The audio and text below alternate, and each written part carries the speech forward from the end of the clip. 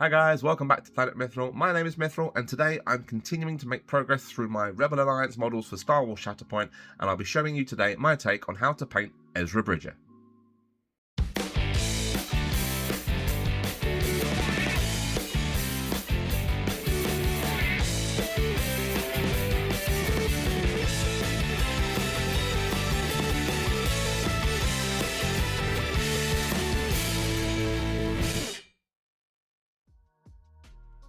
Fledgling Jedi, stubborn apprentice, and all-round hero of the rebellion, this sculpt of Ezra really captures the tenacity and exuberance the character has from the show. I'm going to be trying to stay as faithful to his on-screen depictions as I can with his slightly blue tinged hair through to that super vibrant orange jumpsuit, grounding this all with a few more earthy natural tones which hopefully will help balance the overall feel and look of the model. I'll be working my Ezra off of a grey undercoat which I've applied using Citadel Mechanica Standard Grey. Brush is ready guys, let's get painting.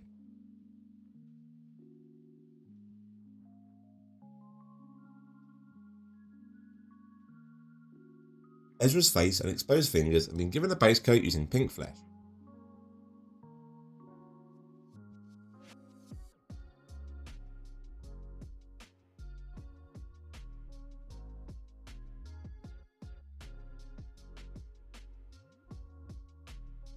His hair is now being given a base coat using abyssal blue.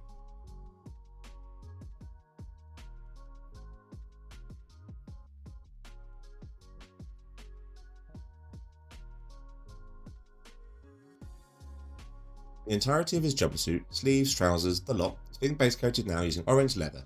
It's quite a light tone, so we'll probably need a few thinner coats just to cover it properly.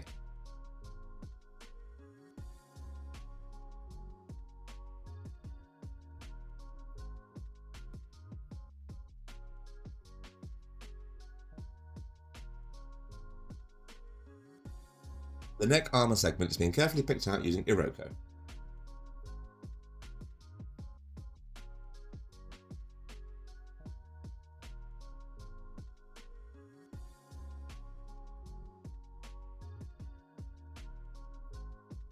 Finally, his jacket is now being given a base coat using brown leather.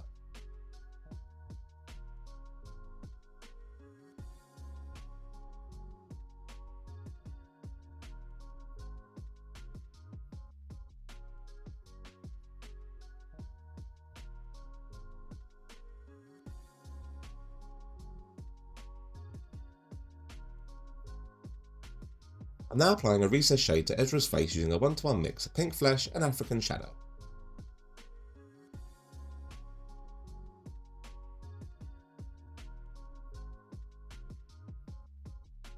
With my shading in place, I'm going to begin building up the structure of Ezra's face now, as well as layering over the exposed fingers using a 1-to-1 mix of pink flesh and basic flesh, leaving the shades showing in the recesses.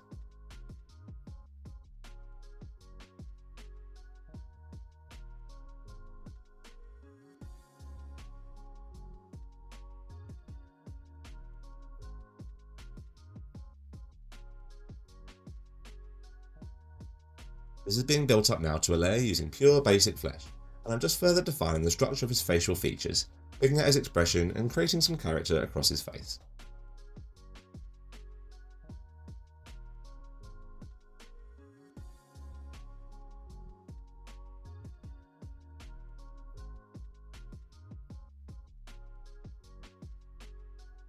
Now to start building up the upper levels and highlights across Ezra's face, I'm going to be using a 50-50 mix of basic skin and light skin. You can see how I'm trying to be more targeted with this, picking out sharper, more prominent features, as well as just hitting the fingertips too.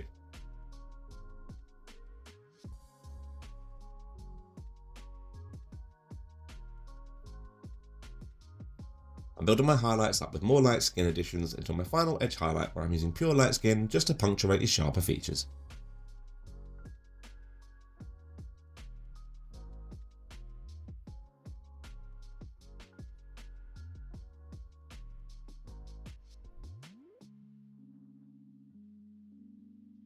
Finally, the eye recesses are being picked out using black and hit with 2 dots of white either side just to finish them off.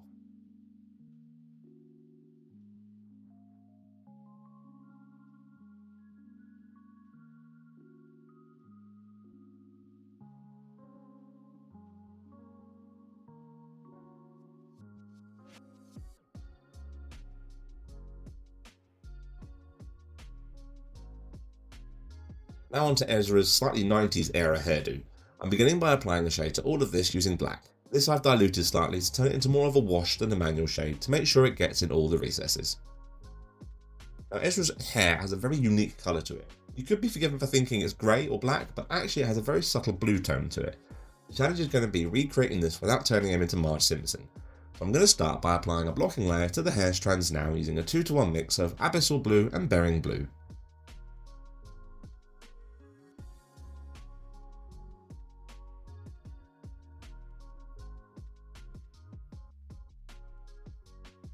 The more careful you can be during these steps, the better honestly. With my blocking layer in place, I'm continuing to build up the tone of the hair gradually until I'm working with pure Bering Blue. This has a very greyish, almost washed out tone to it, so it prevents the look from becoming too cartoonishly blue, at least.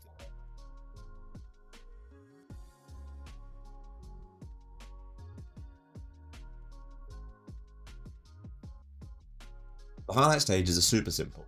I'm just adding in Mojave White into the Bering Blue and gradually building up until I reach a point I'm happy with. The creamy tone of Mojave will desaturate the Bering slightly and give a real natural look to Ezra's do.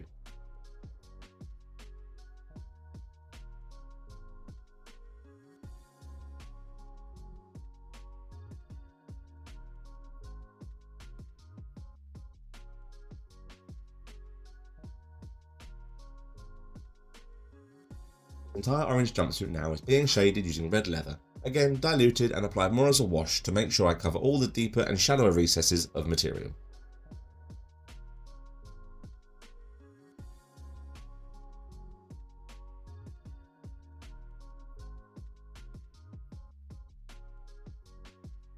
Now this is thoroughly dried, it's time to build up that super vibrant, characteristic orange tone.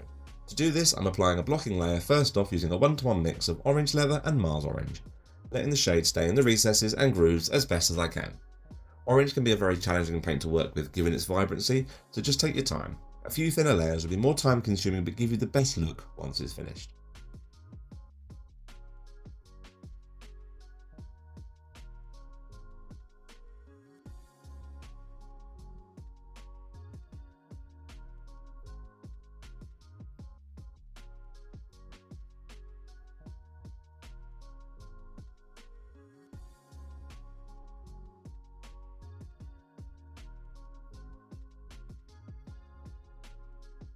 This is being further defined now with a layer using pure Mars orange. You can see how vibrant this orange tone is and how delicate you'll have to be to avoid any clumping or paint running into the grooves.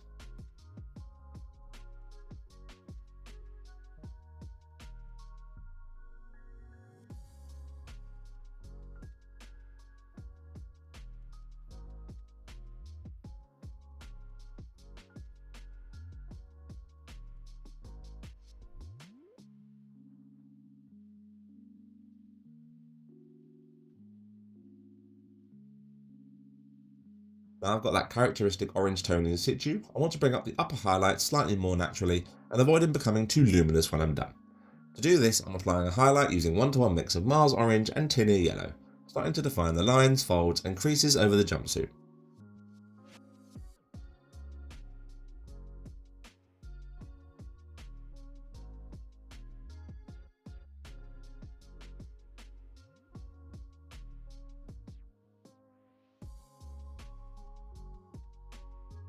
You continue to add more tin ear and continuing highlighting if you want, but I would advise not overworking the orange as it's very easy to overbalance the vibrant tones against the darker, more natural ones.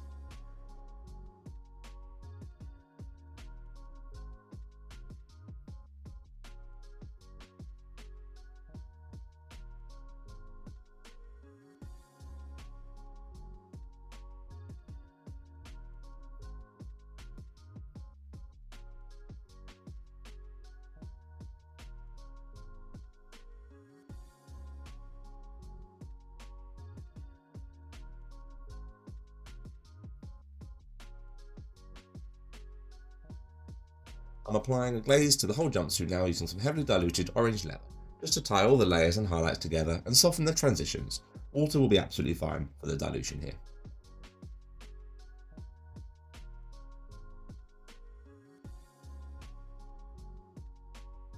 At this stage as well, I'm applying a shade to the inner of the neck piece using Arabic Shadow.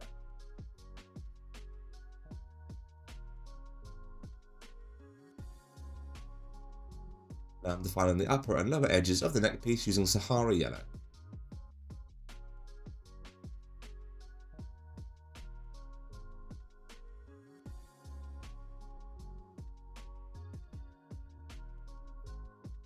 And applying a final extreme edge highlight using PENNIES yellow.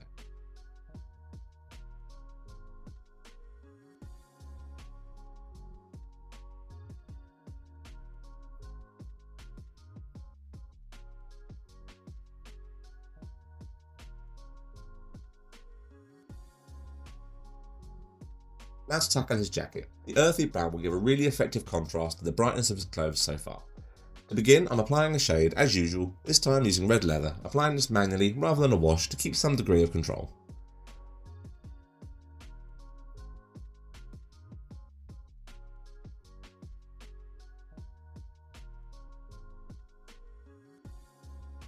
The main body of his jacket now I'm building up with a 1-to-1 mix of brown leather and Arabic shadow, leaving the red shade showing in the very well defined recessed folds.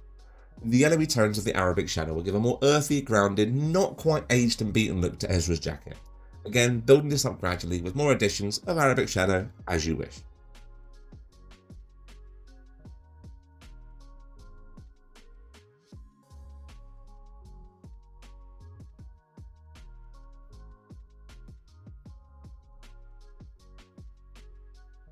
The next stage is to highlight now, and this time I'm using pure Arabic shadow, further building up the line work and shape of the jacket. The Arabic shadow is a very earthy yellow tone that you can jump straight to after this previous stage, and it not look too stark if you don't want to have too many intermediate stages in between.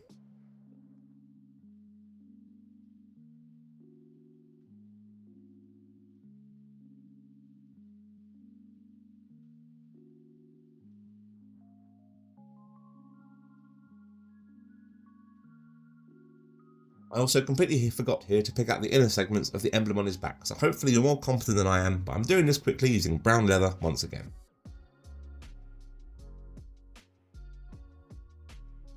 The sharp triangular shape symbol and the ring surrounding it on the reverse emblem are now being carefully picked out using birch.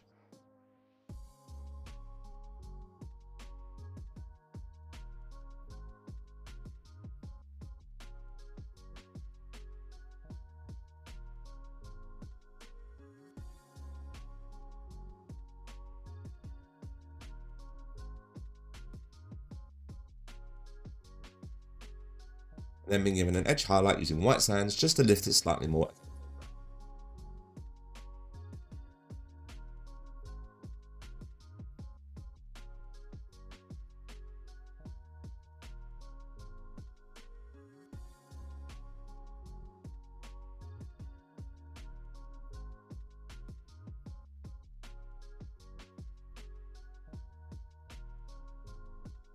Now going over Ezra's entire figure and very carefully picking out all the belt straps and holsters, pouches, knee pad and his boots now using African shadow, wanting this to complement but not blend in with the orange and brown tones I've used thus far.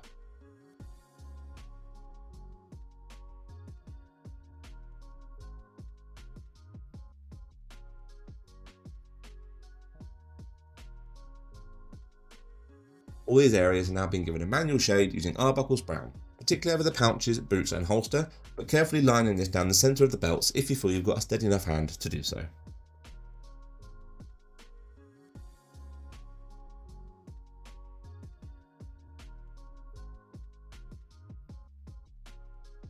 These are now all being given a layer using Indian shadow, keeping this quite rigid in application to define the line work and shapes of the belts and pouches, and also contrasting the softer flow of the clothes and hair.